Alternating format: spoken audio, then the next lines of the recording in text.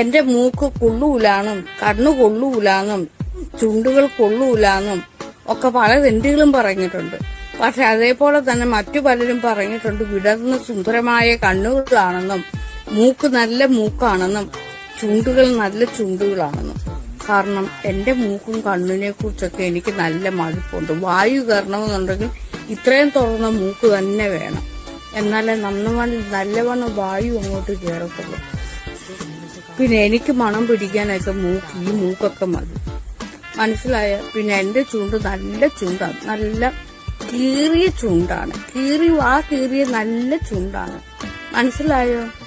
ഇങ്ങനെ വേണം ചുണ്ടിരിക്കേണ്ടത്. പിന്നെ എന്റെ കവിളുകൾ നല്ല ആപ്പിൾ കവിളുകളാണ്. പിന്നെ കണ്ണുകൾ വിടർന്ന തെല്ലി, പണ്ട് എന്നെ എല്ലാവരും ഉണ്ടക്കണ്ണി എന്നാണ് വിളിക്കുന്നത്. പിന്നെ പറയുന്ന സെക്സ് അപ്പീൽ